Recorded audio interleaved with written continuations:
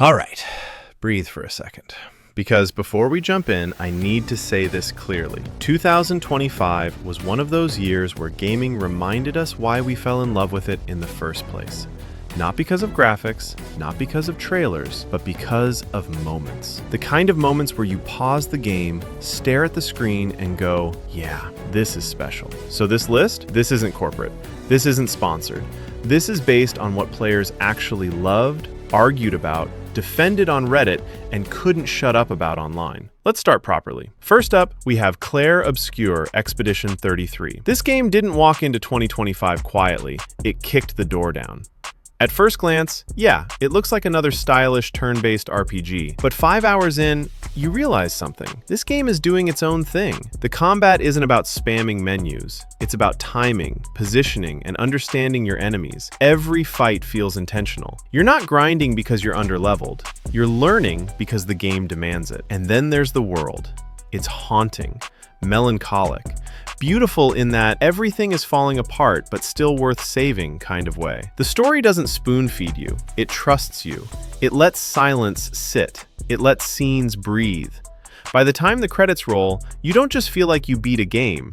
You feel like you experienced something. That's why people call this one of the defining games of 2025. Next, we have Hades 2. Now listen, making a sequel to Hades is dangerous because expectations are brutal. But Hades 2 didn't try to be louder, it tried to be smarter. Combat feels tighter, more expressive. You're constantly adapting instead of repeating the same build every run. And the new abilities don't just look cool, they force you to think differently. But what really keeps people coming back is the writing. The characters talk to you like people, not quest markers.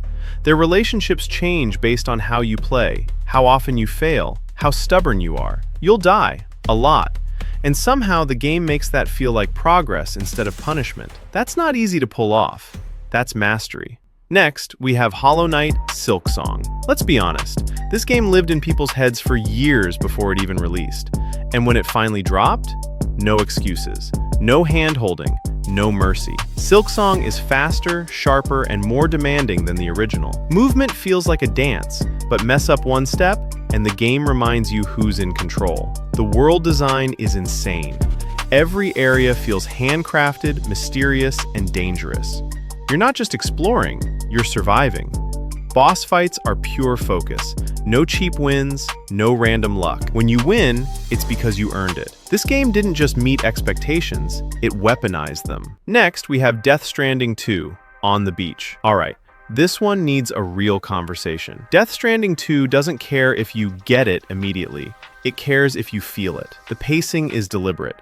The story is weird, emotional, confusing, beautiful, sometimes all at once. And the gameplay? It's more refined, more purposeful, more rewarding than before. Deliveries aren't chores anymore, they're tension. Every trip feels like a small journey with real risk. And thematically, this game hits harder in a post-2020 world. Isolation, connection, purpose. By the end, you might still be confused, but you'll remember how it made you feel. Next, we have Kingdom Come Deliverance 2. This game refuses to lie to you. You are not a hero, you are not special, you are a human trying to survive in a brutal medieval world that does not care about your feelings. Combat is methodical and punishing. You can't button mash your way through fights. You have to learn positioning, timing, stamina, and when to back the hell off. One wrong move and you're bleeding out in the mud like a nobody. The world feels alive in a way most RPGs fake. NPCs remember you. Your reputation actually follows you. Act like an idiot once, and that mistake comes back later to haunt you. Your choices don't scream consequences, they whisper them. Small decisions ripple forward, quietly changing how the world treats you. And the story? Grounded, slow burn, painfully human. No chosen one nonsense. Just survival, loss, loyalty, and the weight of living in a world that's bigger than you. It's not flashy, it's honest. And that's exactly why players respected it so much. Next, we have Monster Hunter Wilds. Monster Hunter Wilds feels like a victory lap for the entire franchise. This is what happens when developers actually learn from their past instead of resetting everything. The environments are massive, dynamic, and constantly shifting. Weather changes fights. Terrain changes strategy. Monsters don't just exist, they adapt, migrate, and react to what you do. Combat is deep but readable. New players aren't punished for learning. Veterans still find layers of mastery that reward skill and patience. Every weapon feels tuned, every hunt feels earned. And co-op? Pure chaos. The good kind. Friends yelling, plans falling apart, clutch saves at the last second. Every hunt turns into a story. Every near-death moment becomes a memory you'll talk about for years. This game didn't reinvent Monster Hunter. It refined it, polished it, and let it shine. Next, we have Split Fiction. Split Fiction understands something most co-op games completely miss. Playing together should actually matter. You can't carry your partner. You can't zone out. You have to communicate, adapt, and trust the other person. The game forces coordination in smart ways. Miss one cue, mess up one mechanic, and everything collapses. Mechanics constantly evolve. Just when you think you figured it out, the game changes the rules, and somehow it stays exciting instead of annoying. The story plays with perspective, identity, and cooperation in clever ways. It never drags.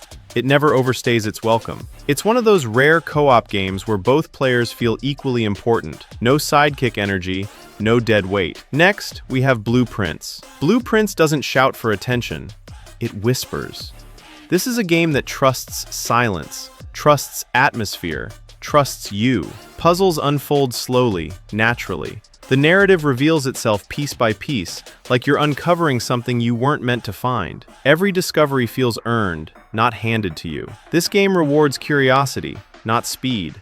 Rush through it, and you miss everything that makes it special. Slow down, and it gets under your skin. That's why players connected with it so deeply. It doesn't beg you to care, it assumes you will. Next, we have Ghost of Yote. This is a game about atmosphere. Yes, the combat is clean, deliberate, and cinematic. Every strike feels intentional. Every duel feels personal. But it's the quiet moments that stay with you. Walking through snow-covered paths, watching wind roll through tall grass, standing still while the world breathes around you. The game knows when to shut up, and that restraint is powerful. It's not just beautiful, it's purposeful. Every frame feels composed. Every moment feels deliberate. 2025 wasn't about hype, it was about quality. Games that respected players. Games that trusted us to think, feel, and engage, instead of flashing lights in our faces. If you enjoyed this breakdown, subscribe, like, and let me know, which game owned you in 2025? I'll see you in the next one.